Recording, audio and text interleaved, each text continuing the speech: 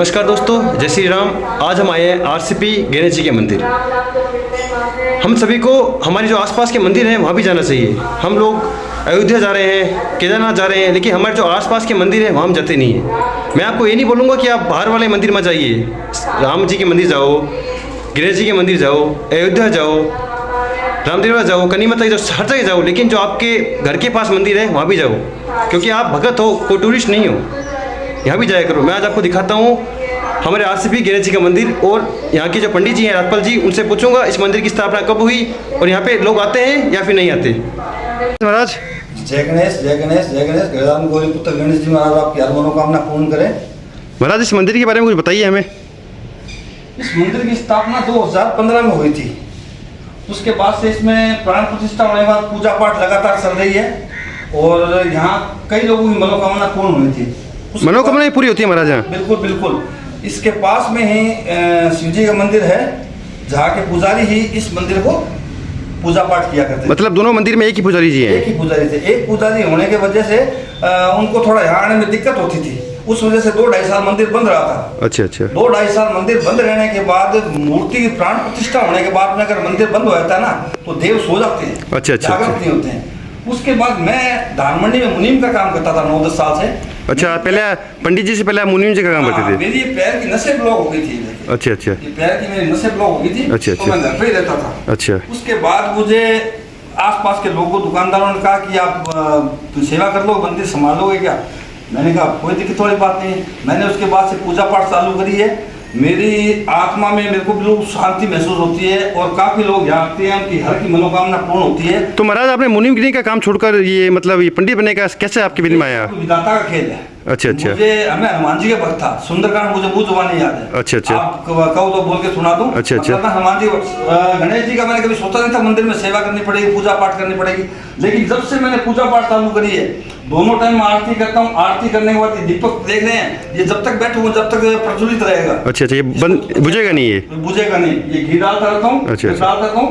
ये आसपास के लोग हैं वो सेवा कर देते हैं, घी दे। जैसे महाराज जी पहले आप मुनीम जी का काम करते थे और अब आप ये कर रहे हो पंडित जी का काम, तो दोनों में कोई कठिनाई हो रही है आपको इस काम में? कोई कठिनाई नहीं है। गणगदान गौरी पुत्र गणेश जी की महाराज से इतनी कृपा हो रही है कि सिखाई कुछ चीज मुझे मांगने की जरूरत नहीं पड़ती। मैं सिर्फ इनको बोलता हूँ कि मेरी ये समस्या है और मेरी समस्या हाथों हाथ ये विघ्न दूर कर देते हैं। मतलब आपका कहने का मतलब है गणेश जी से आपकी बात होती है और गणेश जी आपकी सारी मनोकामनाएं पूरी करते हैं? लोगों की मान्यता है, ये देख लीजिए, ये 21 रुपए कोई बांध के गए। हाँ जी हाँ जी। मनोकामना पूर्ण होने के बाद ये थाली में सजा दिए जाएंगे। अच्छा। ये इधर देखिए, ये नारियल चढ़ाया हुआ है सिंहासन के ऊपर। हाँ जी, दिख रहा है। मनोकामना पूर्ण होने के बाद ये नारियल हवन के अंदर कर दिया जाएगा। मतलब जब तक ये मनोकामना पूरी नहीं होगी आप 21 रुपए वहाँ से निकालोगे नहीं? नहीं निकालेंगे। वो मनोकामना पूर्ण होने के बाद जिसकी मनोकामना है उसकी पूर्ण हो गई तो वो खुद ही निकाल के इसको थाली में। तो मतलब आज तक महाराज यहाँ किसी की मनोकामना पूरी हुई है? काफी लोगों की होती है। मतलब काफी लोगों की। अच्छा अच्छा। अब मनोकामना जिसकी पूर्ण होती है बताते थोड़ी भाई। मंदिर में तो देखो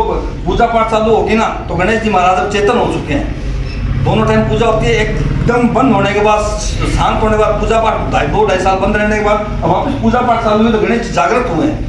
इनके जागृत होने के साथ साथ भाई मैं आता हूँ, मुझे इतनी शांति मिलती है। मैं सुबह 5 बजे आता हूँ। सुबह 5 बजे? अच्छा। बिल्कुल। सुबह 5 बजे आके धूप बत्ती करके साफ सफाई करता हूँ, पहले पूरी चौकी को, उसके बाद पूजा पाठ करता हूँ। मेरी आत्मा को बहुत शांति मिलती है। और जो मेरी समस्या आती है ना, मेरे अब समस्याएं क्या बताऊँ। अब जैसे मैंने मंदिर खोला था।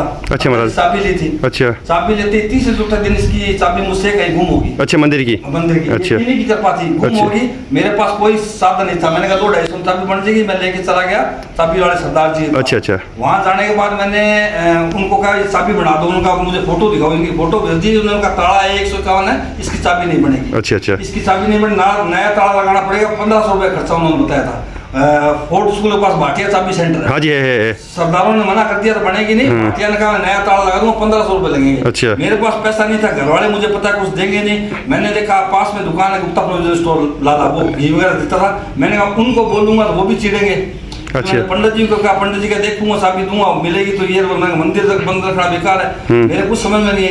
मैं उसके पास में डीआरएम ऑफिस है। हाँ जी है महाराज है। मैं डीआरएम ऑफिस में चला गया सीधा। अच्छा। मैंने जाके कोई वो गेट पे वो थे आरपीएफ बड़े, उन्होंने पूछा। मैंने कहा मैं गणेश मंदिर आरसीपी पुजारी हूँ, अंदर जाना चाहता हूँ। रसीद बुक ले गया। रसीद बुक मेरी स्कूटी में रहती है। अच्छा अच्छा।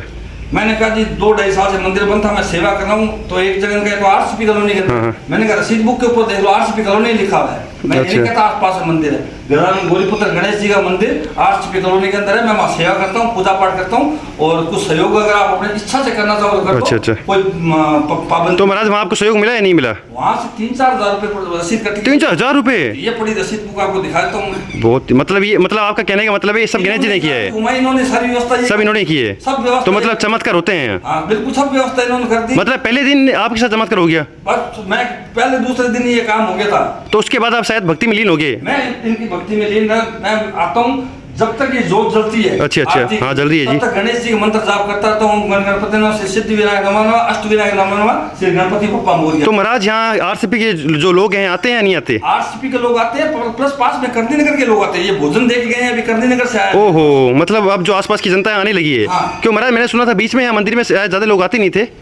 बीच में आते नहीं थे, कुछ कारण से बंद रहता था। बंद रहने के बाद मंदिर अगर शांत रहता है ना, हाँ तो आसपास गतिविधियां थोड़ी गलत हो जाती है। तो महाराज जी आप भी चाहते हो कि जैसे जूनागढ़ में लोग जाते हैं भीड़ लगती है, यहाँ भी भीड़ लगे ऐसी? बिल्कुल बिल्कुल बिल्कुल, मैं नहीं चाहता। मैं, मेरे चाहने से कुछ नहीं होता, चाहने वाले ये अच्छा गणेश भगवान ही है। इनमें अगर क्षमता होगी तो लोग अपना खींचे आएंगे। क्योंकि महाराज आपको पता है सबसे बड़े देवी देवताओं में पहला नाम इनका आता है। यही है, सभी देवताओं के अंदर प्रथम पूज्य यही है। जो भी शुभ कार्य होता है वहाँ पहले गणेश जी का नाम लिया जाता है। काम के अंदर प्रथम पूज्य अपने देव गणेश जी महाराज जी है। इनकी कृपा से ही सारे काम पूरे होते हैं। सही बात है। बुद्धि हर चीज के विधाता यही है। सही बात है। अगर आप बात करो नशे की, तो मैं आपको नशे के बारे में भी आपने एक बार पूछा था मुझसे। हाँ जी पूछा था। तो नशे के बारे में बता दूं, अगर मैं खुद खूब नशा किया करता था। वो आपने नशा किया महाराज? मैं आपको दूध का दूल्हा नहीं हूँ, गजानन गौरीपुत्र गणेश जी के चरणों में बैठा हूँ। मैं खूब नशा किया करता था। अच्छा। हर तरह के गांजा वांजा जो भी मिलता सब मैं किया करता। तो फिर हम नशे से सीधा महाकाल के वहाँ जाना चाहिए आपको, लेकिन आप आए हो श्री गणेश जी की नगरी में। मैं गजानन गौरीपुत्र गणेश जी के चरणों में आ गया।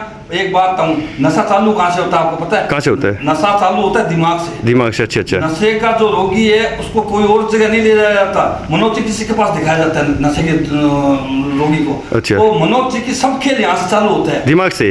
यही अपने को नशे की तरफ लेके जाता है। और बुद्धि की विधाता ये है। अब भाई मैं तो कहता हूँ किसी बंदे की अगर नशा छोड़ने की इच्छा हो तो 20% सिर्फ मन में डाल ले नशा छोड़ना है, 80% काम ये कर देंगे। मतलब बैठने के बाद इतनी शांति मिलेगी, यहाँ आना जाना चालू कर देगा ना तो उसका नशा अपने आप छूट जाएगा। मतलब आप ये गांजे पांजे का नशा छोड़ के भक्ति में लग चुके हो?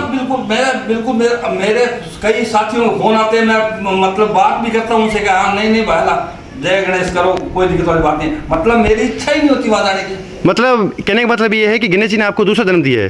पर दूसरा जन्म में कह सकते हो, इसको कोई बड़ी बात नहीं है। देखो नशे के अंदर आदमी का कोई जीवन नहीं होता, न वो परिवार की सोचता है, न घर की सोचता है, न समाज की सोचता है। और सबसे पहले प्रथम अपने माने तो देश तो बहुत बाद में आता है, पहले तो अपना घर, उसके बाद समाज, उसके बाद देश तो बहुत बाद में आता है। समाज के अंदर अगर आपकी छवि बढ़िया रहेगी, घर के अंदर आपकी छवि बढ़िया रहेगी तो सब काम सिद्ध होंगे, सब काम सफल होंगे। तो महाराज यहाँ मंदिर में आपको फैसिलिटी मिल रही है? कूलर किसने दिया आपको ये, या खुद लाए हो आप? ये कूलर मेरा कोई जानकार था। अच्छा। कुलदीप शर्मा नाम है उसका। अच्छा। तो वो आया था, उसने खुद ने देखा, मैंने कुछ नहीं मांगा, ये सब लीला इनकी है, मैंने कुछ नहीं मांगा उनसे।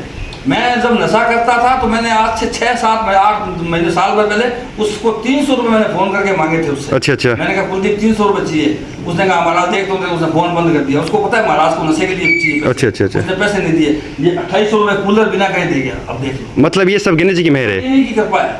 लाइटें नहीं थी यहाँ पे। अच्छा। आप देख सकते हैं लाइटें लगी हुई है। हाँ लाइटें हैं, ये देखो, ये देखिए, ये देखो लाइटें हैं। अंदर देखिए ये बत्ती लगी हुई है। हाँ लगी हुई है, वो देखो अंदर आके देखिए आप। हाँ पहले आप अंदर लाइटें, बाहर लाइटें करनी नगर का है राकेश पाल। अच्छा राकेश पाल। मैंने कहा था निगम से, वो सामाजिक कार्य करता है, मैंने कहा निगम से बात करके लाइटों की व्यवस्था कराओ। उसने कहा कितना खर्चा आएगा? मैंने 1500 से 2000 रुपये। उसने कहा आप जाओ ले लो और मैं फोन पे कर दूँ। तो महाराज आप आज की युवा पीढ़ी है जो नशे की तरफ, अपराध की तरफ बढ़ रही है, उसको क्या कहना चाहोगे? उसको मैं इतना ही कहना चाहूँगा 20% मानस आप अपना बना लीजिए, नशा छोड़ना है। नशा छोड़ोगे तो परिवार में इज्जत हो जाएगी। और ऐसी कोई बात नहीं है, मैं बताऊँ विश्वामित्र भी डाकू था। अच्छा। उनका भी नाम हो गया। अच्छा। मतलब नशे के अंदर आप हो तो आपकी गिनती कहीं नहीं होगी। अगर आप छोड़ के समाज के अंदर आओगे, समाज ग्रहण करेगा आपको। क्योंकि महाराज आज के माँ बाप बहुत परेशान हैं, उनके जो बच्चे हैं वो गलत राह पे जा रहे हैं। बिल्कुल बिल्कुल सबसे ज़्यादा दुख माँ बाप को ही होता है, माँ बाप को दुख होता है। इसी कारण कह रहा हूँ कि 20% अगर मानस बना के चले तो 80% काम यहाँ होते हैं, क्योंकि वो ऐसे है जो नशा करेगा वो परेशान सबसे पहले माँ बाप को ही करेगा। सही है महाराज। दिखते वहाँ पैसा मिलना बंद हो गया, फिर वो बाढ़ आएगा, फिर वो चोरियाँ चकारियाँ ये सब काम दिमाग करवाएगा, नशा करवाएगा। तो आज की युवा पीढ़ी को यही कहना है कि नशा पता छोड़ो और मंदिर आओ, भगवान आपका भला करेगा, आपके परिवार का भला करेगा। पुत्र गणेश जी मंदिर में आओ, बुद्धि दाता ही है, और 20% आप अपना मानस बना के आओगे नशा छोड़ना, 80% काम गजानन गौरी पुत्र गणेश जी कर देंगे। ठीक है महाराज, जय श्री गणेश। जय गणेश, जय गणेश।